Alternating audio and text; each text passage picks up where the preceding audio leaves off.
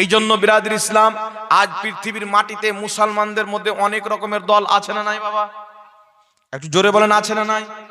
এত দল হওয়ার কারণ কি? কোন মৌলবি স্টেজে চড়ে মিথ্যা ফাতোয়া দেয়, কোন মৌলবি স্টেজে চেপে গেল, চাপার পরে মিথ্যা ফাতোয়া দিয়ে দিল, এটা করা হারাম, এটা করা না জায়েজ। ওকে বলেন কোন কিতাবে আছেন? কোন কিতাব নাই, আব্বা জানে আর মা জানে না, কি বলেন? এইরকম কিতাবের হাওয়ালা দেয়। এমন সমস্যা, এমন প্রবলেম হয়ে গেছেন বাবা, কেউ যদি হালুয়া রুটি খেয়ে নেই, সাবে বারাতে ফাতোয়া লেগে যায় হালুয়া রুটি খাওয়া হারাম। এরকম মৌলবি আছে না নাই বাবা? আচ্ছা বাবা, হালুয়াটা কি বিষ দিয়ে তৈরি হয়, দারু দিয়ে তৈরি হয়, হারাম জিনিস দিয়ে তৈরি হয়? হালুয়া রুটি পাক না না পাক? জোরে বলতে হবে, পাক না না পাক? এখন হালুয়া রুটিকে দেখবেন কিছু মৌলবি দেখে অবাক, মোবাইলে একজন ভিডিও পাঠাচ্ছে, বলছে হালুয়া রুটি খাওয়া বিদাত, খেলি জাহান্নামে চলে যাবে। আমরা ওই হালুয়া রুটি আবার কি দোষ করলো রে ভাই, যে হালুয়া রুটি খেলে জাহান্নামে চলে যেতে হবে? এ আবার কি দোষ করলো? তো এমন এমন মার্কেটে মৌলবি বেরিয়েছেন বাবা, মানুষের ইমানকে ধ্বংস করার জন্য বলে। রিসেন্টলি একটা ভিডিও দেখতে পাওয়া গেল, সে নিজের বক্তব্যের মধ্যে বলছে যে মাজারের খাসি, যদি কোনো প্লেটে মাজারের মুরগার মাংস থাকে আর কোনো প্লেটে যদি শুয়ারের মাংস থাকে, তো ফুকাহায়ে কেরাম বলেছেন শুয়ারের মাংস খাওয়া যাবে, মাজারের মাংস খাওয়া যাবে না। একটু জোরে নাউজুবিল্লাহ বলবেন না? এরকম বলেছে কি বলেনি বাবা? এইরকম কিছু নাপাক, অভদ্র, অসভ্য মৌলবি দুনিয়াতে আছে। ইলিম বিদ্যা কিছু নাই, খালি কলসি বাজে বেশি, না কি বলেন? খালি কলসি বাজে বেশি। এ বলছে শুয়ারের মাংসটা খাওয়া যাবে, মাজারেরটা খাওয়া যাবে না। কিন্তু বাবা শুনেন, যেই মৌলবি এই কথা বলেছে গোপাল ভাঁড়, ওই মৌলবির বাপের বাপ রশিদ আহমদ গাঙ্গোহী, ও যেই জামাতের লোক, যেই দলের লোক, ওই দলকে প্রতিষ্ঠিত করনেওয়ালা, বানানেওয়ালা রশিদ আহমদ গাঙ্গোহী, তার বাপ ফাতাওয়া রশিদিয়ার মধ্যে লিখছে, মন্দিরের প্রসাদ, মন্দিরের পরি এবং পরাঠা যেগুলো তারা পূজাতে ব্যবহার করে, এইগুলো জিনিস বা অন্য কোনো যে কালী জবাই করে, জয়মা কালী বলে পাঠা বলি দেয় না, পাঠা জবাই করে, তার বাপের পীর লিখছে রশিদ আহমদ গাঙ্গোহী, মন্দিরের পাঠার মাংস খাওয়া যায়। চিন্তা করছেন বাবা? প্রসাদ খাওয়া যায়, পূজোর কলা খাওয়া যায়, আর যেটা আল্লাহ ওয়ালাদের দরবারে জবাই করা হয় আল্লাহর নামে, সেটাকে বলছে সুয়ার চাইতেও হারাম। একটু জোরে নাউজুবিল্লাহ বলবেন না? আল্লাহর নাম নিয়ে কেউ যদি পায়খানার মধ্যে ছাগল জবাই করে দেয়, খাওয়া জায়েজ হবে না না জায়েজ হবে? জি জায়েজ হবে, কারণ আল্লাহর নামে জবাই করেছে। যেটা আল্লাহর নামে জবাই করা হলো সেটা কিন্তু হালাল। আর যেটা জিনিস আল্লাহর নাম নিয়ে জবাই করা হয় না, যদি কোনো ব্যক্তি মুরগা, কোনো ব্যক্তি খাসি আল্লাহ ওয়ালার দরবারে নিয়ে যায় নাজরানা স্বরূপ, আল্লাহর নামে জবাই করে, 100% হালাল। কিয়ামত তো আসতে পারে, কোনো মায়লাল হারাম প্রমাণ করতে পারে না। বুঝতে পেরেছেন বাবা? আর যদি কোনো ব্যক্তি মসজিদের মধ্যে নবীর নাম নিয়ে কোনো ছাগল জবাই করে, খাওয়া হারাম। ওলির নাম নিয়ে জবাই করে খাওয়া হারাম। তো আমার নবীর নাম নিয়ে যদি জবাই করে, সেটা খাওয়া যদি হারাম হয়ে যায়, তাহলে জয়মা কালী বলে যে পাঠা কাটে, ওটা খাওয়া যায় যাবে? ও বর্ধমানের পোল্ট্রি মুরগির বাপ বলছে ওটা খাওয়া যায়। চিন্তা করছেন? কিতাবের মধ্যে লিখছে কালীর মন্দিরের মাংস খাওয়া যায়, আপনার মূর্তির পরাঠা খাওয়া যায়। আর শুধু তাই নয়, তাদের গুরু হাদিয়াতুল মাহাদির মধ্যে ওয়াহিদুজ্জামান লিখছেন, যেইগুলো পশু পাখির মাংস খাওয়া হালাল, তাদের পেশাব পাখানাও পাক হালাল। আচ্ছা বলেন তো বাবা, গরুর মাংস খাওয়া যায় না না যায়? এদের নিকটে গরুর পেশাবও পাক, গরুর গোবরও পাক। মুরগির মাংস খাওয়া যায় না না যায়? মুরগির পেশাবও পাক, এদের নিকটে মুরগির গুও পাক। মানে যত রকম পশু পাখির মাংস খাওয়া হালাল, এর পেশাব পাখানাও হালাল। তাই বাংলাদেশে একটা ঘোড়া মৌলবি বেরিয়েছেন, ওর মুখ দেখলে মনে হবে শয়তান এখনই সুসু করে গেল। ওই মৌলবি বক্তব্য দিচ্ছে যে নিজের চাদরকে যদি এক বালতি গাভীর পেশাবে ডুবিয়ে গায়ে দিয়ে নামাজ পড়েন, তো আপনার নামাজ হয়ে যাবে। ও শয়তানের বেটা আবার কি নামাজ পড়ে আল্লাহ পাক ভালো করে জানে, মানুষ তো বুঝতে পারবে না কি নামাজ পড়ে, না কি বলেন বাবা? তো এদের নিকটে গরুর মাংস, গরুর পেশাব পাক, উটের পেশাব পাক, এসব জিনিস এদের নিকটে পাক। তাই কিছু মৌলবি আছে দেখবেন, বলবে আপনাকে জন্ডিস হয়েছে, গরুর পেশাব খান, উটের পেশাব খান, আপনার জন্ডিস ভালো হয়ে যাবে। তো তোমার মধ্যে আর আসারাম বাবার মধ্যে তফাৎ কি থাকলো ওয়াহাবি? নবীর সুন্নাত হালুয়া রুটি খাওয়া হারাম, আর যেটা নাপাক ওগুলো খাওয়া বলছে জায়েজ। তো এরা মৌলবি না মুনাফিক বাবা? এই জোরে বলেন মৌলবি না মুনাফিক? উঠান ইবনে মাজাহ শরীফ বাবুল হালওয়া পরিচ্ছেদ কায়েম করেছেন ইমাম ইবনে মাজাহ হালওয়ার ব্যাপারে। হাদিসটি সহিহ। ক্বালাত আয়েশা সিদ্দিকা রাদিয়াল্লাহু তাআলা আনহা কানা নবী সাল্লাল্লাহু আলাইহি ওয়াসাল্লাম ইউহিব্বুল হালওয়া ওয়াল আসালা। মা আয়েশা নবী পাকের প্রিয়তম স্ত্রী বলছেন আল্লাহর হাবিব সাল্লাল্লাহু আলাইহি সাল্লাম সবচাইতে বেশি হালওয়া খেতে ভালোবাসতেন। কি খেতে ভালোবাসতেন? হালওয়া খেতে ভালোবাসতেন। তাই মুসলমান বলছেন শাবে বারাতের এমন একটি পবিত্র দিন, পবিত্র রাত, যেই রাতের ব্যাপারে রাসূল পাক বলছেন মাজমাউ জাওয়াইদের মধ্যে সহিহ হাদিস, যেই হাদিসটি উল্লেখ করে ইমাম হাইসামি মাজমাউ জাওয়াইদের মধ্যে সহিহ বলেছেন, রাসূল পাক বলছেন আল্লাহ তাবারাক ওয়া তাআলা শাবে বারাতের রাত্রিতে প্রথম আকাশে নুজুল করেন যেমন তার শানের যোগ্য, আর সারা রাত্রি ডাক দিয়ে বলে বান্দা কে আছো আমার কাছে ক্ষমা চাইবে, আমি তোমাকে ক্ষমা করে দেব।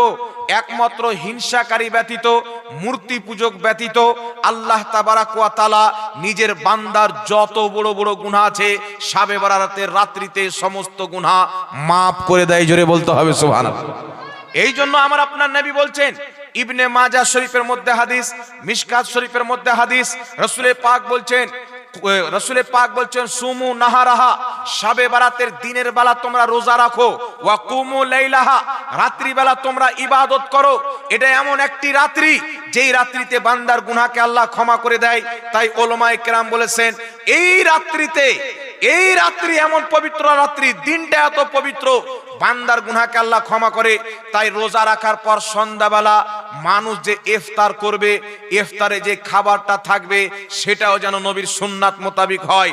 নবী হালুয়া খেতে ভালোবাসতেন, নবী আমার রুটি খেয়েছেন, তার কারণে শাবে বারাতে মুসলমান নবীর মহব্বতে, রাসূলের মহব্বতে হালুয়া রুটি করে আসে। তো যেটা আমার নবী ভালোবেসেছিলেন সেটা যদি কেউ শাবে বারাতে খায় নবীর ভালো খাবার মনে করে, এটা কি জায়েজ হবে না নাজেজ হবে বাবা? জি জায়েজ হবে না। আর যেই মৌলবি বলছে খাওয়া না যায়, ওর বাড়ি গরুর পেশাব পাঠিয়ে দিবেন বোতলে ভরে। এই জন্য আমি এক জায়গাতে বলেছিলাম যে উটের পেশাব না পান করে আমাদের মাদ্রাসায় অনেক তালবে ইলম পড়ে ড্রাম দিয়ে যাবে, তালবে ইলমকে বলে দেবো পেশাব কানে পেশাব না করে ড্রামে করবে, ট্রাকে বুঝে তোমার বাড়ি পর্যন্ত পৌঁছে দেবো, যা টাকা লাগবে আমি নিজে দিয়ে দিই। না কি বলেন বাবা? তো এইরকম এরা শয়তান। একজন ব্যক্তি দেখছে শয়তানকে বসে আরাম করছে, এই শয়তান যা মানুষকে গুমরা করবে না, তোমার কাজ হলো নামাজিকে বেনামাজি বানানো, তোমার কাজ হচ্ছে মুসলমানকে আল্লাহ থেকে দূরে করা, তোমার কাজ থেকে মুসলমানকে জুয়ার দিকে নিয়ে যাওয়া, শরাবের দিকে নিয়ে যাওয়া। তো তুমি এখানে বসে কি করছো? তো শয়তান বলছে আমি খেলাফত দিয়েছি কিছু মৌলবীকে, আমি কিছু মৌলবীকে খেলাফত দিয়ে এখন আমি রেস্ট নিচ্ছি, আরাম নিচ্ছি। তো এইরকম কিছু শয়তানের খলিফা বেরিয়েছেন, নবীর পছন্দের জিনিসকে বলছে হারাম, আর মন্দিরের পাঁঠা জবাই করাকে বলছে যায়। আল্লাহর ওলিদের দরবারে মানুষ মোহাব্বতে খাসি নিয়ে যায়। ইমাম মুল্লা জীওয়ান রাহমাতুল্লাহ আলাইহি, জিনার নামটা সমস্ত উলামায়ে কেরাম জানেন, একটি কিতাব মাদ্রাসায় পড়ানো হয় নুরুল আনোয়ার। এই নুরুল আনোয়ার কিতাব আমরা পড়েছি, হুজুররাও পড়েছেন। এই নুরুল আনোয়ার কিতাবের লেখক বিশ্ববিখ্যাত ফকিহ, বিশ্ববিখ্যাত মুহাদ্দিস, বহুত বড় ইমাম, আহলুল ইলমদের মধ্যে পড়েন। তিনি আরেকটি কিতাব লিখেছেন তাফসিরাতে আহমদিয়া। তাফসিরাতে আহমদিয়া দারুল উলুম দেওবন্দ থেকে ছাপ। সেই কিতাবের 46 নাম্বার পৃষ্ঠার মধ্যে লিখছেন বর্তমান জামানায় যুগ যুগ থেকে মুসলমান আল্লাহওয়ালাদের মোহাব্বতে নাজরানা স্বরূপ খাসি নিয়ে যায়, মুরগা নিয়ে যায়। তিনি বলছেন হালালুন তাইয়্যিবুন, এটা হচ্ছে হালাল এবং পবিত্র। জোরে বলেন সুবহানাল্লাহ। মুহাদ্দিস ফকিহ বলছেন পবিত্র, আর পোল্ট্রি মুরগি বলছেন যে হারাম, অবিশুমার চাইতেও হারাম। আর ঈমান আছে বাবা? এই জোরে বলেন আর ঈমান আছে? আচ্ছা বলেন তো বাবা, নবী পাক সাল্লাল্লাহু আলাইহি সাল্লাম সৃষ্টি, আল্লাহ হচ্ছে স্রষ্টা, কুল কায়নাত সৃষ্টির স্রষ্টা হচ্ছে একমাত্র আল্লাহ। এখন আপনারা বলেন আল্লাহ তাবারাক ওয়া তাআলা সুয়ারকে হারাম করেছেন কোন কিতাবে? কোরআন পাকের মধ্যে, ঠিক না বেটি? তো যেই জিনিসটাকে আল্লাহ হারাম করেছেন ওটা বড় হারাম হবে না যেটাকে মোল্লা হারাম বলছে ওটা বড় হারাম হবে? তো মোল্লা বলছে সুয়ার চাইতেও বেশি বড় হারাম, মানে আল্লাহর হারাম করার চাইতেও বেশি বড় হারাম বানাচ্ছে। তাহলে ওই মোল্লা তো ওয়ার ফতোয়া অনুযায়ী নিজে শিরিক করলো না, কি বলেন? আল্লাহর চাইতে বড় হারাম বানালো। ওদের যা নাজারিয়া, ওদের যা আকীদা, ওদের যা মাযহাব মানহাজ, ওদের মাযহাব অনুযায়ী ও মোল্লা নিজে শিরক করলো, তাহলে মোল্লা নিজেই শিরকে ফেসে আছে তার ফতোয়া অনুযায়ী, আর আমাদের উপরে ফতোয়া দিচ্ছে শিরক বিদআত, শিরক বিদআত। কিন্তু পৃথিবীতে কোনো মৌলবি এরকম কোনো মা পয়দা করেননি, কেউ কোনো মাদ্রাসায় পড়ে এমন মৌলবি হয়নি পৃথিবীতে যে আহলে সুন্নাত ওয়াল জামাতের কোনো একটি আমলকে শিরক প্রমাণ করবে। আলহামদুলিল্লাহ, কিয়ামত আসা সম্ভব হতে পারে সুন্নি জামাতের কোনো আমলকে শিরক তো দূরের কথা ভুল পর্যন্ত প্রমাণ করা সম্ভব হবে না। জোরে বলতে হবে সুবহানাল্লাহ, আর একটু জোরে বলতে হবে সুবহানাল্লাহ। আচ্ছা বলেন তো বাবা, মন্দিরের পাঁঠা যেটা কালীর নামে জবাই হয়, এই মৌলবি যদি কোনোদিন আপনাদের এলাকাতে আসে, একে ওই হিন্দু ভাইদের সাথে বন্ধুত্ব করবেন, বলুন ভাই আমরা ভারতে বাস করি, তোমরা আমাদের ভাই, আসো দাও, তোমরা যে জবাই করো ইয়া কালী বলে দাও, আমাদের কিছু মৌলবি আছে খুব খেতে ভালোবাসে, ওকে পার্সাল করে পাঠিয়ে দিবেন আর বলবেন শোন, আল্লাহ ওয়ালাদের দরবারের মুরগা যেটা আল্লাহর নামে জবাই হয় হালাল, এটা আমাদের জন্য মুবারক, তোমরা মন্দিরের পাঁঠা খাও না। কি বলেন বাবা, মন্দিরের প্রসাদ খাও। কোন ব্যক্তি যদি ফাতিহা করে দেয় তো বলবেন নাজায়েজ। আচ্ছা বলেন তো বাবা, আমাদের আহলে সুন্নাত ওয়াল জামাতের আলিম উলামাগণ খাবার যখন তৈরি হয়, শাবে বারাতের হালুয়া রুটি হোক, মুহররমুল হারামের খিচুড়ি হোক, 12 রবিউল আউয়ালের খাবার হোক, আমাদের আহলে সুন্নাত ওয়াল জামাতের আলিম উলামা খাবারকে সামনে রেখে দোয়া করে, ঠিক না বেঠিক? দোয়া করে কি করে না বাবা? তো এই দোয়া করে তো এরা আবার বলছে যে জাতি ফাতিহা পড়ে দেওয়া হবে, ওটা খাওয়া হারাম। এরকম অসভ্য মৌলবি আছে বাবা, একটা মৌলবি বলা যাবে না, শয়তানের খলিফা, দাড়ি টুপিওয়ালা শয়তান হচ্ছে এরা। ওই শয়তানকে দেখিনি কেমন আছে, দাঁড়িয়ে আছে কি নাই, কিন্তু এদের দাঁড়িয়ে আছে এই শয়তানের। এ বলছে ফাতিহার খাবার হারাম, বলছে মুহররমুল হারামের খিচুড়ি ফাতিহা পড়ে দিল, খাওয়া হারাম হয়ে গেল। 12 রবিউল আউয়ালের খাবার ফাতিহা পড়ে দিল, খাওয়া হারাম হয়ে গেল। কিন্তু হাদিস কি বলছেন বাবা?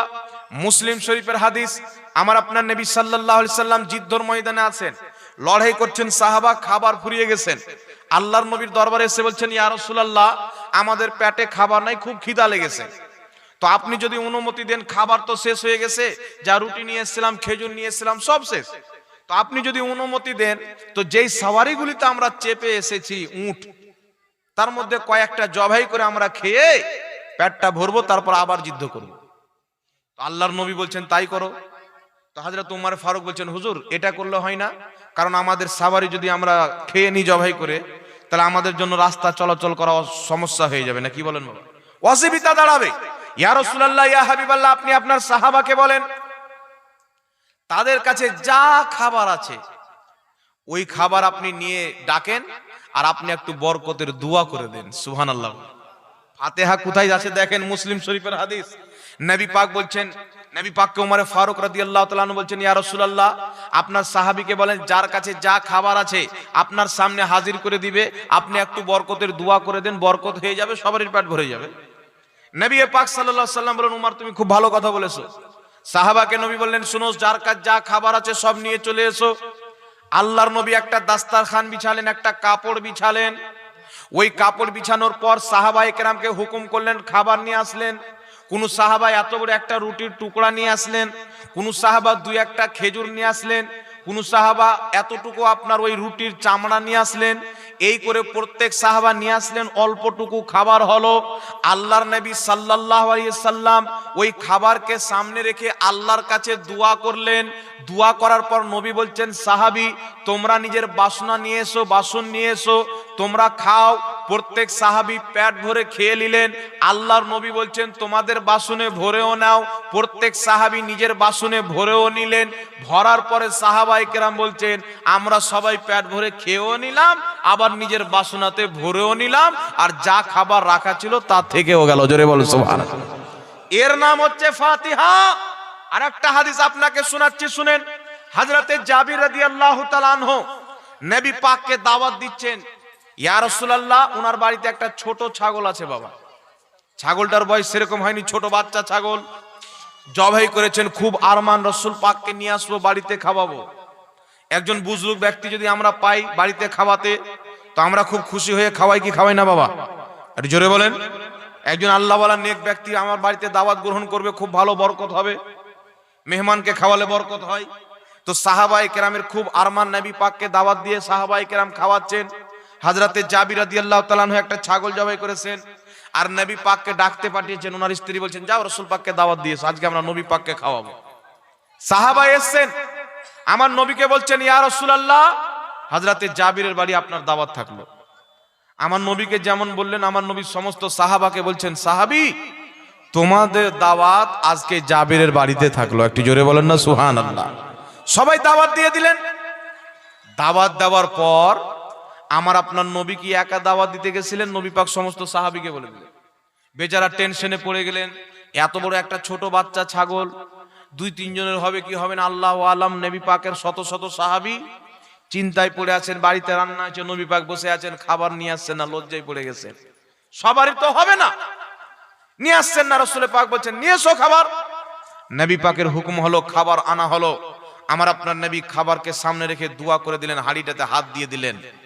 নবী পাক বলছেন, এখান থেকে নাও আর খাও। প্রত্যেক সাহাবী পেট ভরে খেলেন। আল্লাহর নবী সাল্লাল্লাহু আলাইহি ওয়াসাল্লাম বলছেন, জাবির তোমার বাসনা তুমি নিয়ে যাও। হযরতে জাবির বলছেন, আমি যখন হাঁড়িটা তুললাম আমি চিন্তায় হয়রান হয়ে গেলাম যে নিয়ে এসেছিলাম তখন মাংস বেশি ছিল না এখন নিয়ে যাচ্ছে তো মাংস বেশি আছে। একটু জোরে হবে না সুবহানাল্লাহ। ফাতিহা কাকে বলে দেখেন, আল্লাহর নবী সাল্লাল্লাহু আলাইহি ওয়াসাল্লাম দোয়া করে দিলেন। যেই খাবার মাত্র 4-5 জন খেত, শত শত সাহাবী খেলেন। আবার অতটুকু থেকে গেলেন, সাহাবা হয়রান হয়ে গেলেন। যতটুকু রান্না করেছিলাম ততটুকু আছে না তার চাইতে বেশি আছে। অনুরূপ ভাবে আরেকটি হাদিস হাকিম আল মুস্তাদরাক আলা সাহিহাইন কিতাবের মধ্যে ইমাম হাকিম বিশুদ্ধ সনদে নিয়ে এসেছেন। আল্লাহর নবীর সামনে খাবার পেশ করা হলো। মহান রব্বুল আলামিনের প্রিয় হাবিব সাল্লাল্লাহু আলাইহি সাল্লামের সামনে যখন খাবার রাখা হলো, আল্লাহর নবী কিছু তেলাওয়াত করলেন, কিছু পাঠ করলেন। পাঠ করার পর আল্লাহর নবী খাবার সামনে রেখে দোয়া করলেন। দোয়া করলেন এই জন্য উলামায়ে কেরাম বলেন, খাবার সামনে রেখে আল্লাহর নবী দোয়া করেছেন। খাবারকে সামনে রেখে নবী মুস্তাফা বরকতে দোয়া করেছেন। নবী পাক কিছু তেলাওয়াত করেছেন।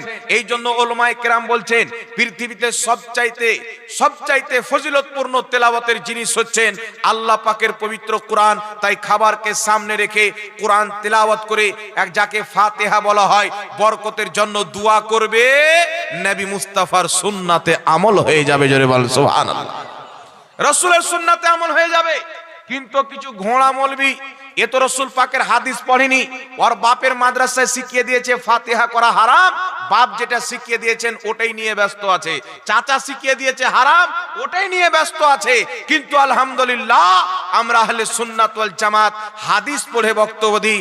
আমার আপনার নবী খাবারকে সামনে রেখে একবার নয়, 2 বার নয়, একাধিকবার বরকতের দোয়া করেছেন, খাবারে বরকত হয়েছেন। তাই শুধু আজ নয়, কিয়ামত পর্যন্ত আহলে সুন্নাত ওয়াল জামাত খাবারকে সামনে রেখে দোয়া করে নবী মুস্তাফার সুন্নাতকে জিন্দা রেখেছে। আর যেই ব্যক্তি নবীর একটি সুন্নাতকে জিন্দা করলো, আল্লাহ তাকে 100টি শহীদের মর্যাদা দান করবে। জোরে বলতে হবে সুবহানাল্লাহ। তাহলে ফাতিহা করা যাবে কি যাবে না বাবা? আর জোরে বলেন, যাবে কি যাবে না? কিন্তু আপনি চিন্তা করেন, যাদের নিকটে গরু, মুরগি, উট, পাখি যেগুলো মাংস খাওয়া হালাল, এদের গু এবং পেশাব যাদের নিকটে পাক হালাল, এরা আমাদেরকে বলছে মাজারের মুরগা খাওয়া। তো তোর মন্দিরের পাঠা খাওয়ার চাইতে মাজারের মুরগা খাওয়া 1000 গুণ ভালো না, কি বলেন বাবা? কারণ মন্দিরে আছে মূর্তি, মাজারে আছে আল্লাহর ওলি। ওলি হচ্ছে আল্লাহর বন্ধু, আর মূর্তি হচ্ছে আল্লাহর শত্রু। আল্লাহর শত্রুর দরবারের অবৈধ হালাল করা জিনিস, অবৈধ জবাই করা জিনিস বেহালালি তোমরা খাও। আল্লাহ ওয়ালাদের দরবারে আল্লাহর নামে জবাই করা পবিত্র হালাল জিনিস আমরা খাবো। জোরে বলতে হবে সুবহানাল্লাহ। কথা বুঝতে পারছেন কি পারেন না বাবা? তো এইরকম জোলা থেকে নিজের ইমানকে বাঁচিয়ে রাখতে হবে বাবা। এই গাধা মৌলবীদের বক্তব্য শুনলে 3 বার বাম দিকে থুক ফেলবেন।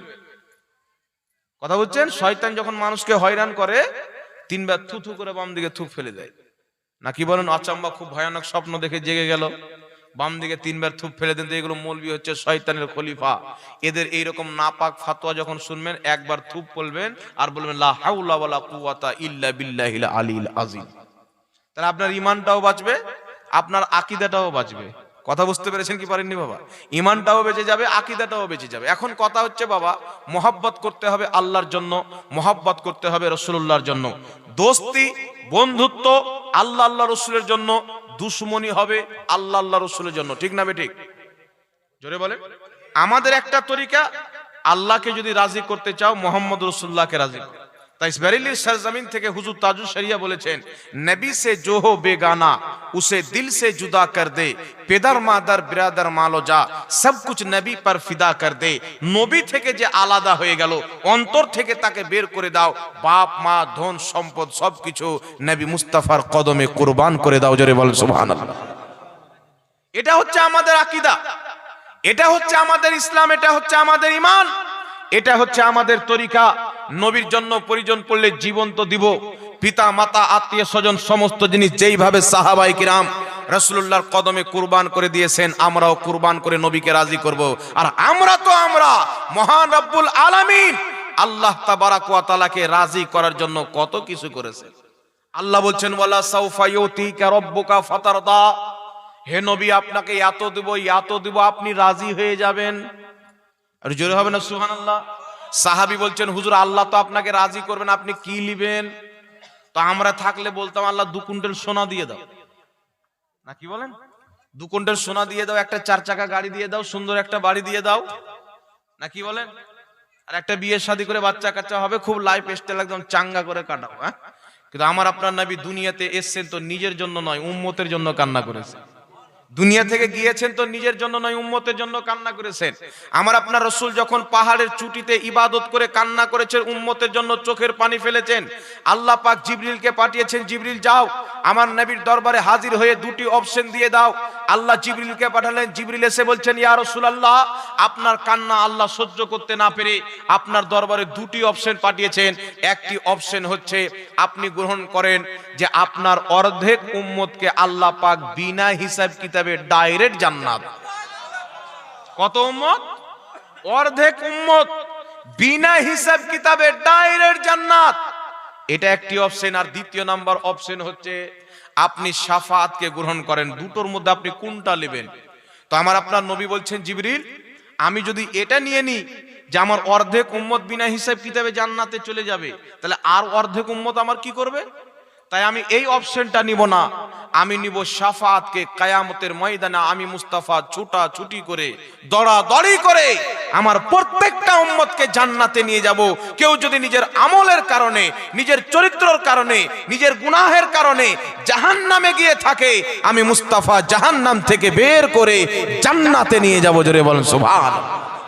তো আমার আপনার নবী আমাদের জন্য শাফাআতকে নিয়েছেন। নবী চাইলে অর্ধেক উম্মত জান্নাতে চলে যেত, কিন্তু নবী অর্ধেক উম্মতের জন্য নয়, গোটা পৃথিবীর উম্মতের জন্য এসেছেন। তাই রাসূল পাকের প্রতি যাদের সচ্চা পাক্কা আকীদা মজবুত আছেন, তারাই রাসূলে কায়নাত সাল্লাল্লাহু আলাইহি সাল্লামের শাফাআত পাবেন। আর 72 ফিরকা জাহান্নামী যাদের আকীদা কুফর পর্যন্ত পৌঁছে গেছে, তারা নবী মুস্তাফার কোনোদিন শাফাআত পাবে না, তারা হচ্ছে চিরস্থায়ী জাহান্নামী। কথা বুঝতে পারছেন? তারা হচ্ছে চিরস্থায়ী জাহান্নাম। আল্লাহ তাবারাক ওয়া তাআলা এই জন্য কিয়ামতের ময়দান হবে বাবা, সবারই ফাইনাল পরীক্ষা। কিয়ামতে যে জান্নাতে চলে যাবে সে আর কোনোদিন জাহান্নামে যাবে না, কিন্তু যে জাহান্নামে চলে যাবে তার মধ্যে ঈমান যদি থাকে, আমলের কারণে জাহান্নামে গেছেন, তাকে নবী বের করে জান্নাতে নিয়ে যাবে। বুখারী শরীফের মধ্যে হাদিস, রাসূল পাক বলছেন, যার অন্তরে রায়ের দানা পরিমাণে বা তার চাইতেও কম ঈমান আছে, আমলের কারণে জাহান্নাম চলে গেছে, আমি নবী মুস্তাফা তাকেও বের করে জান্নাতে নিয়ে যাব। সুবহানাল্লাহ, তাকেও বের করে জান্নাতে নিয়ে যাব। আমার নবীর শাফাত হবে কিয়ামতে, ফাইনাল পরীক্ষা আমরা হাজির। সবাই ছুটবে কার কাছ? মাথার উপরে সূর্য, পিপাসার কারণে মাথার মগজ পিঘলে পিঘলে কান দিয়ে বেরিয়ে পড়বে। বিভিন্ন রকমের কষ্ট আযাবে মুবতালা মানুষ ছুটে আদম নবীর দরবারে যাবে। ইয়া আদম আলাইহিস সালাম, আপনি হচ্ছেন আল্লাহ পাকের প্রথম খলিফা, যাকে আল্লাহ প্রথম দুনিয়াতে পাঠিয়েছেন খলিফা বানিয়ে নবী, আপনি আমাদের শাফাআত করেন। আদম আলাইহিস সালাম বলবেন, ইযহাবু ইলা গায়রি, এই কাজ আমি করতে পারবো না, অন্য কারোর কাছে যাও। আমি করব না, অন্য কারোর কাছে যাও। তিনার দরবার থেকে ফিরে সবাই দৌড়বে নূহ আলাইহিস সালামের দরবারে। ওগো নূহ আলাইহিস সালাতু ওয়াস সালাম, আল্লাহ তাবারাক ওয়া তাআলা আপনার নামান্যকারী, আপনাকে অস্বীকারীদের প্রতি বন্যার আযাব দিয়েছিলেন, আল্লাহ পাক আপনার কিস্তিকে নাজাত দান করেছিলেন। আপনি আমাদের শাফাআত করেন, আপনি আমাদের সিফারিশ করেন। নূহ আলাইহিস সালাম বলবেন ইযহাবু ইলা গায়রি, অন্য কাউরির কাছে যাও, এই কাজের জন্য আমি নই।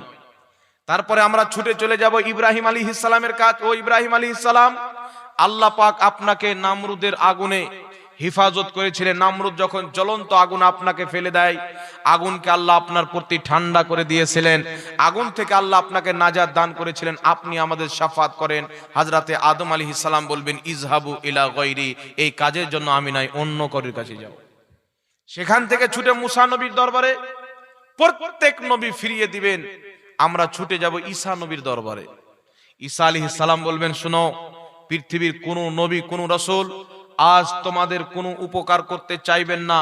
তোমরা যদি নিজের উপকার চাও, মুহাম্মদ রাসূলুল্লাহর দরবারে চলে যাও। যতক্ষণ পর্যন্ত মুহাম্মদ রাসূলুল্লাহর শাফাআত না চালু হবে, কোন নবীর শাফাআত চালু হবে না। জোরে বল সুবহানাল্লাহ। সবাই নবী পাকের নামকে যখন শুনবো, কিয়ামতের কঠিন ময়দান, সূর্য মাথার উপরে, পিপাসার টেনশন, খিদার টেনশন, কলিজা ফেটে আছে, মাথার মগজ পিঘলে পিঘলে কান দিয়ে বেরিয়ে পড়ে আসে। নবী মুস্তাফার নাম শুনে, নবী পাককে মোহাব্বত করনে वाला, নবী নবী বলনে वाला, ইয়া রাসূলুল্লাহ বলনে वाला, ইয়া নবী সালামু আলাইকা পাঠ করনে वाला। কিয়ামতের ময়দানে ঈসা নবীর কাজ, নবী মুস্তাফার নামকে যখন শুনবেন, দৌড় দিয়ে আল্লাহর নবীর দরবারে গিয়ে বলবেন ইয়া রাসূলুল্লাহ, ইয়া হাবিবাল্লাহ, আপনি আমাদের শেষ উম্মীদ, শেষ ভরসা। আপনি যদি আমাদেরকে অস্বীকার করে দেন, না বাঁচান, আর আমাদের কেউ বাঁচাতে পারবে না, আমাদের ঠিকানা জাহান্নাম হয়ে যাবে। হুজুর আপনি আমাদের সাহায্য করেন, আপনি আমাদের হেল্প করেন। আমার আপনার নবী সাল্লাল্লাহু আলাইহি সাল্লাম নূরি চাদর গায়ে দিয়ে আসবেন। একটা চাদর গায়ে দিয়ে হাসরের ময়দানে আমাদের নবী উপস্থিত হবেন, হাজির হবেন। ওढ़कर नूरी चादर जब वो आएंगे, सारे महशर का नक्शा बदल जाएगा। सुभान अल्लाह। আল্লাহ তাবারাক ওয়া তাআলার হাবিব নূরি চাদর গায়ে দিয়ে যখন আসবেন, আল্লাহর নবীকে দেখে মুসলমান ইমানদার নিজের পিপাসাকে ভুলে যাবেন, নিজের খিদাকে ভুলে যাবেন। আমার আপনার নবী বলবেন না ইযহাবু ইলা গায়রি, অন্য কাউরির কাছে যাও, অন্য কাউরির কাছে যাও। আমার আপনার নবী কি বলবেন? আনা লাহা, এই কাজের জন্য তো আমি আছি, তোমরা আমার কাছে চলে এসো। আল্লাহর নবী সাল্লাল্লাহু আলাইহি সাল্লাম বলেন আমি তখন সাজদাতে পড়ে যাব। সাজদাতে পড়ে আমাকে আল্লাহ একটি তাসবিহ শিখাবেন, আমি ওই তাসবিহটি পাঠ করব। তাসবিহটি পাঠ করতে করতে করতে আল্লাহ পাক বলবেন হে মুহাম্মদ মাথা তুলো, হাবিব তুমি মাথা তুলো। আল্লাহর নবী মাথা তুলছেন না। আল্লাহ পাক বলবেন মাহবুব তুমি নিজের মাথা তুলো, তুমি যার শাফাআত চাইবে তাকে বখশে দেওয়া হবে। জোরে বলতে হবে সুবহানাল্লাহ। আল্লাহ বলবেন হাবিব তোমাকে শাফাতের চাবি দিয়ে দিলাম, হাবিব তোমাকে আমি জান্নাতের চাবি দিয়ে দিলাম। তোমার যার ইচ্ছা তার শাফাত চাও, তাকে বখশে দেওয়া হবে, তার মাগফিরাত করে দেওয়া হবে, তাকে ক্ষমা করে দেওয়া হবে। মুহাম্মদ রাসূলুল্লাহ সাল্লাল্লাহু আলাইহি সাল্লাম নিজের মাথাকে তুলবেন। আল্লাহ পাক কোরআন পাকে ওয়াদা করেছেন ওয়ালা সাউফা ইউতিকা রাব্বুকা ফাতারদা, মাহবুব অতি শীঘ্রই আমি তোমাকে এত দিব, এত দিব, তুমি রাজি হয়ে যাবে। আল্লাহু আকবার কবীরা। কিয়ামতের ময়দানে রাসূল পাক বলবেন আল্লাহ আমার একজন উম্মত যদি জাহান্নামে থাকে, আমি নবী মুস্তাফা রাজি হব না। আল্লাহর নবীর শাফাআত চালু হবে। বড় বড় পাপী, বড় বড় গুনহগার, বড় বড় শিয়কার, বড় বড় খাতাকারকে আমার আপনার নবী সাল্লাল্লাহু আলাইহি সাল্লাম তার বখশিশ করিয়ে নিয়ে, শাফাআত করিয়ে তার হাত ধরে তাকে জান্নাতে পৌঁছে দিবেন। এবং নিজের মান্নে ওয়ালাদেরকে জান্নাতের হাউজে কাউসারের পানি, যেটা দুধের চাইতে বেশি সাদা, মধুর চাইতে বেশি মিষ্টি, একবার কিয়ামতে যে পান করে নিবে ওই কিয়ামতে আর পিপাসা লাগবে না। আমার আপনার নবী সাল্লাল্লাহু আলাইহি সাল্লাম নিজের মাননেওয়ালা সচ্চা পাক্কা গোলামদেরকে নিজের হাতে ওই হাউজে কাউসারের পানি পান করাবে। জোরে বলতে হবে সুবহানাল্লাহ। আর একটু জোরে হবে না? রাসূল পাককে দেখেন কিয়ামতের ময়দানে প্রত্যেক নবী বলছেন অন্য কাউরির কাছে যাও, আমাদের নবী বলছেন আমার কাছে এসো। বাবা আমার আপনার কত আমল আছে যে আমরা সেই আমল নিয়ে জান্নাতে চলে যাব। একজন ব্যক্তিকে আল্লাহ পাক হুকুম করছে যাও জান্নাতে, ওই ব্যক্তি খুব হাসছে, খুশি খুশি জান্নাতে যাচ্ছেন, আর বলছেন আমি এই জন্য জান্নাতে যাচ্ছি যে আমি 500 বছর আল্লাহর ইবাদত করেছি। কত বছর? 500 বছর আল্লাহর ইবাদত করেছি বলি আল্লাহ আমাকে জান্নাত দিচ্ছেন। আল্লাহ পাক ফেরেশতাকে বলছেন ফেরেশতা তার মুখটা জাহান্নামের দিকে করো। আল্লাহ কেন? বলছেন এ মনে করছে ওর নামাজের জন্য আমি তাকে জান্নাত দিচ্ছি, ওকে আগে জাহান্নামের দিকে নিয়ে যাও। 500 বছরের নামাজিকে জাহান্নামের দিকে নিয়ে যাচ্ছেন। রাস্তাতে বাবা জাহান্নামের কাছাকাছি হয়নি, হাজারো হাজারো কিলোমিটার দূর। জাহান্নামের আগুন এত কড়া, কোথায় জাহান্নাম আছে ও কোথায় আছে কোনো সম্পর্ক নাই, জমিন আসমানের চাইতে বেশি আপনার দূরী। এমন পিপাসা লেগেছে, আল্লাহকে বলছে আল্লাহ একটু পানি দাও। সামনে আল্লাহ পানি হাজির করে দিয়েছেন, আল্লাহর হুকুমে পানি হাজির। পানিকে দেখে বলছে ছটপট করছে খাওয়ার জন্য, এত পিপাসা লেগেছে। যেমন আমরা যখন রোজা রাখি বাবা গরমের টাইমে, তো রমজান মাসে দেখবেন আসরের নামাজ পড়ার কিছুক্ষণ পর নদীর পাশে দিয়ে হেঁটে যাবেন, তো আপনার মন বলবে যে নদীতে মুখ লাগিয়ে পুরো পানি মাছটা সব খেয়ে নি, নাকি বলেন? এত পিপাসা লাগে। তো তখনকার পিপাসা জাহান্নামের আগুনের তাপ আরো বেশি। পানি দেখে ছটপট করবে, আল্লাহ আমাকে পানি দাও। আল্লাহ পাক বলে বান্দা তোমাকে পানি দেবো, কিন্তু বদলাতে কি দিবে? তো সে বান্দা বলছে আল্লাহ আমি যে তোমার 500 বছর ইবাদত করেছি ওটি নিয়ে লাও না, যে পানি আমাকে দাও। যে কোনো বদলাতে হোক পানি তো লাগবে, এত পিপাসা। আল্লাহ পাক বলে ঠিক আছে 500 বছর ইবাদতের বদলায় তোমাকে পানি দিয়ে দিলাম, যাও। পানি পান করেছেন। আবার 2-3 কদম গিয়েছেন, এত পিপাসা জাহান্নামের তাপ। আল্লাহকে বলছেন আল্লাহ পানি দাও। আল্লাহ বলছেন বান্দা 500 ওয়াক্তের নামাজ ছিল, 500 বছরের নামাজ ছিল, তা তুমি দিয়ে দিলে, পানি দিলাম। এখন তো তোমার কাছে কিছু নাই, খালি। তোমার ঝোলা তো খালি হয়ে গেল, কোনো ইবাদত নাই। এখন যে তোমাকে পানি দেবো, তো তুমি আমাকে কি দিবে? কিসের বদলাতে পানি দেবো? আর আমি যে তোমাকে চোখ দিয়েছি, চোখের বদলা কই? আমি যে তোমাকে জবান দিয়েছি, জবানের বদলা কই? আমি যে তোমাকে শোনার জন্য কান দিয়েছি, কানের বদলা কই? আমি তোমাকে নাক দিয়েছি, নাকের বদলা কই? আমি তোমাকে ব্রেন বুদ্ধি দিয়েছি, ব্রেন বুদ্ধির বদলা কই? হাত পাও দিয়েছি, হাত পায়ের বদলা কই? ওই বান্দা সেজদাতে পড়ে কান্না করতে আরম্ভ করলেন, আল্লাহ তুমি আমার ইবাদতে আমাকে জান্নাত দাওনি, তুমি তোমার রহমতে জান্নাত দিয়েছো। সুবহানাল্লাহ। নচেত আল্লাহ পাক আমাদেরকে যা কিছু দিয়েছেন, একজন বান্দা যদি মায়ের পেট থেকে পড়ে মরা পর্যন্ত সেজদায় পড়ে থাকে, আল্লাহ পাক যত কিছু দিয়েছেন একটা কুনির পর্যন্ত শুকরিয়া আদায় করা হবে না, বদলা দেওয়া যাবে না। বাবা চামড়া, গায়ের চামড়াকে যদি জুতা বানিয়ে মায়ের 1 ফোঁটা দুধের ঋণ না শোধ করতে পারা যায়, তো যেই আল্লাহ আপনাকে জীবন দিয়েছেন, যেই আল্লাহ আপনার বডি দিয়েছেন, যে আল্লাহ চোখ কান নাক দিয়েছেন, সেই আল্লাহর আপনি বদলা কি করে দিবেন? তাই কিয়ামতের ময়দানে আল্লাহ কাউকে ইবাদতের কারণে জান্নাত দিবে না, আল্লাহ নিজের রহমতে জান্নাত দিবে। জোরে বলেন সুবহানাল্লাহ। তাই মুসলিম শরীফের হাদিস, রাসূল পাক সাল্লাল্লাহু আলাইহি সাল্লাম বললেন কোন ব্যক্তি নিজের ইবাদতের কারণে জান্নাতে যাবে না। সাহাবা বললেন হুজুর আপনি যে এত কষ্ট করে ইবাদত করেন, আপনি এত কষ্ট করে দিন রাত জেগে আল্লাহর ইবাদত করেন, 3 দিন 4 দিন না খেয়ে রোজা রাখেন, সাওমে বেসালে রোজা রাখেন, হুজুর আপনিও ইবাদতের কারণে জান্নাতে যাবেন না? আমার আপনার নবী সাল্লাল্লাহু আলাইহি সাল্লাম বলছেন আমিও আমার ইবাদতের কারণে জান্নাতে যাব না, আল্লাহর রহমতে যাব। জোরে বলেন সুবহানাল্লাহ। তো আল্লাহর রহমত কবে হবে বাবা? যখন আমরা ইবাদত করব, ঠিক না? যখন আমরা ইবাদত করব তবেই তো আল্লাহর রহমত হবে।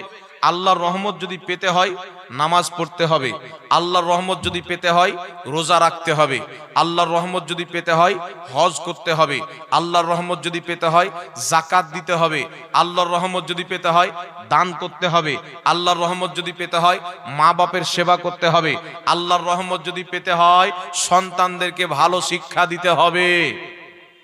কথা বুঝছেন? আর আল্লাহ তাবারাক ওয়া তাআলার রহমত নিব বলে চেয়ে আসি, আর আমরা নামাজই পড়ি না, তাহলে আল্লাহর রহমত হবে? রহমত হবে না, আযাব হবে বাবা। নামাজটা ফরজ কে করেছেন? আল্লাহ। আল্লাহ কোরআনে বলছেন ইকামিস সালাত, বান্দা নামাজ কায়েম করো। এখন যদি আমরা নামাজ না পড়ি তাহলে আল্লাহর রহমত হবে না, আযাব হবে? জোরে বলেন।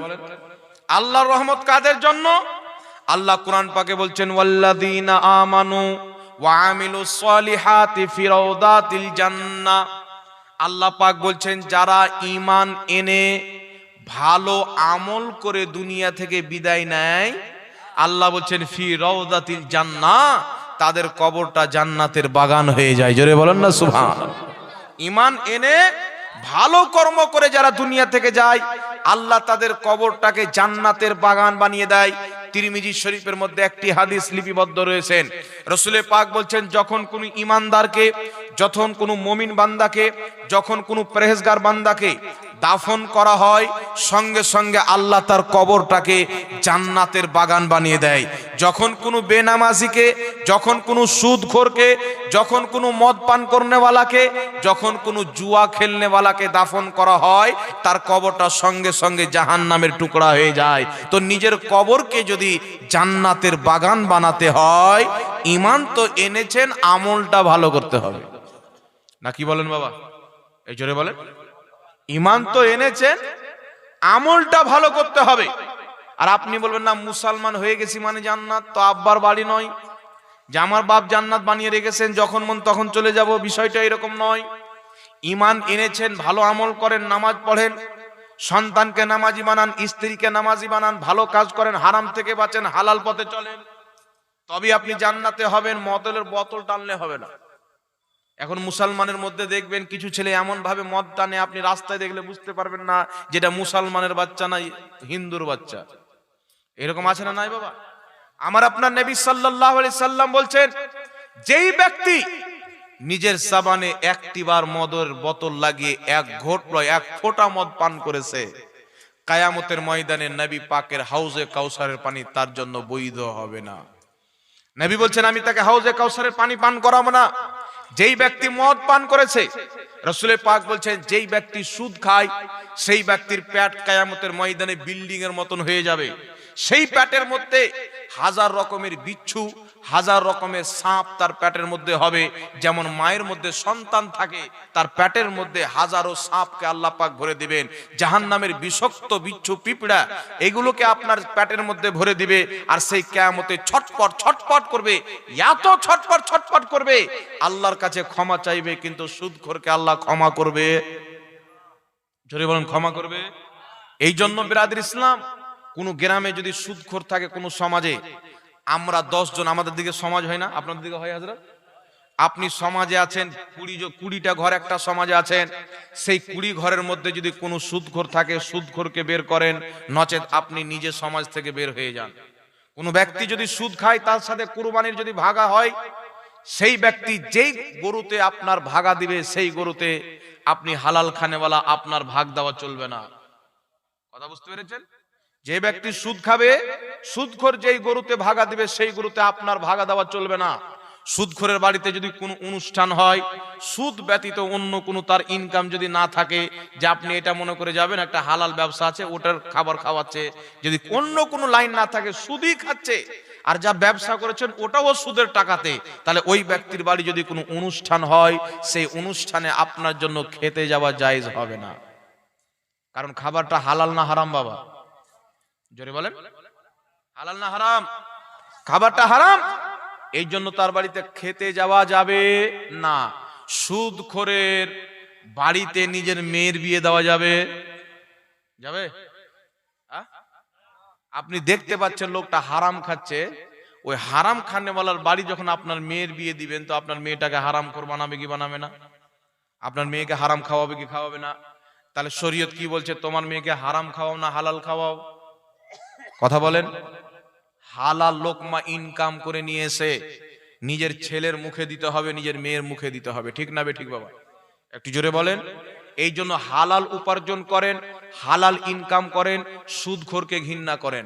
আপনার এলাকাতে যদি কোনো ব্যক্তি, নাউজুবিল্লাহ, বুঝার জন্য বলছি, খারাপ মাইন্ডে নেবেন না, একজন এমন অসভ্য ব্যক্তি নিজের মায়ের সাথে কুকর্মে লিপ্ত ধরা পড়ে গেল, তাহলে ওই ব্যক্তিকে সমাজে রাখবেন? এই জোরে বলেন, রাখবেন? তো রাসূল পাক বলছেন, যেই ব্যক্তি 1 টাকা সুদের খেলো, সেই ব্যক্তি কাবা ঘরের সামনে নিজের মায়ের সাথে 72 বার জিনা করলো। তাহলে সেই ব্যক্তিকে সমাজে রাখা যাবে? সুদখোরকে সমাজে নিয়ে চলা যাবে না। সুদখোরকে মসজিদের কমিটি রাখা যাবে না। সুদখোরকে মাদ্রাসার কমিটি রাখা যাবে না। সুদখোরকে বাইকট করতে হবে, কারণ ইসলামে সুদ সবচাইতে জঘন্য জিনিস। কথা বুঝতে পেরেছেন কি পারেননি বাবা? সুদখোরকে বাইকট করতে হবে। আর যদি কোনো ব্যক্তি খায়, তাকে আপনি বুঝাবেন যে তুমি সুদ খাওয়া ছাড়ো, নাহলে সমাজকে ছাড়ো। না কি বলেন? সুদ খাওয়া ছাড়ো, না সমাজকে ছাড়ো। সুদখোর যদি নিজের বাড়ির সুদের টাকায় কুরবানি দিয়ে মাংস আপনার সমাজে পাঠায়, সেই মাংস আপনার মাংসতে মিশানো যাবে না, লাওয়া যাবে না। সুদখোর আপনার দোকান আছে, যদি কলম কিনতে আসে, সেই কলমে সুদের টাকার আপনার হিসাব নিকাশ করবে, তাকে কলম বিক্রি করা না জায়েজ। সুদখোর যদি আপনার দোকানে খাতা কিনতে আসে, সেই খাতাতে আপনার সুদের হিসাব করবে, আপনি জানছেন কনফার্ম, তাহলে আপনার জন্য তাকে খাতা বিক্রি করা হারাম। সুদখোর যদি আপনাকে বলে আমার এই টাকাটির একটু হিসাব করে দাও, যেই ব্যক্তি সুদখোরের টাকার হিসাব করবে, সুদ খানেওয়ালা সুদখোরের টাকার হিসাব করনেওয়ালা দুটোই সমান পাপী। তার টাকার হিসাব করা যাবে, কলম টানা যাবে, অঙ্ক করা যাবে, যোগ বিয়োগ করা যাবে, কিছুই করা যাবে না, এত নিকৃষ্ট সুদখোর। এই সমস্ত ফাতোয়া যে আমি বললাম, মাসলা বললাম, এটা আমার বাপের ঘর থেকে বললাম না কোরআন হাদিসের বললাম? জোরে বলেন, কোরআন হাদিসে বললাম না? এই জন্য বাবা, কেউ যদি সুদ খেয়ে থাকেন, মানুষ মাত্রই ভুল হতে পারে। আল্লাহ তাবারাক ওয়া তাআলা মানুষকে সৃষ্টি করেছেন, আর আল্লাহ বলেছেন মানুষ তোমরা ভুল করবে, তবে ভুল করার পর আমার কাছে তওবা করে নিও। আর আপনি জানলেন যে এটা ভুল, ভুল করার পরেও থেকেই আছেন ভুলে, তাহলে আল্লাহ কিন্তু আপনাকে ক্ষমা করবে না। তাই বাদ দিতে হবে, আর মদ পান করা বাদ দিতে হবে। যারা সমাজে মদ পান করে, যারা সমাজে মদ পান করে, এদেরকে চুলকে কেটে, অর্ধেক চুলকে কেটে নিতে হবে, আর সবচাইতে পুরাতন জুতা সেলাই করে আপনার দড়িতে মালা বানিয়ে গলাতে ঝুলিয়ে আর গাধার উপরে চাপিয়ে ওকে গোটা এলাকা ঘুরাইতে হবে। কাকে? মদখোরকে। সুদখোর তো হয়েই গেল, এখন মদখোরকে ঘুরাইতে হবে, যেন সমাজ থেকে মদখোর উঠে যায়।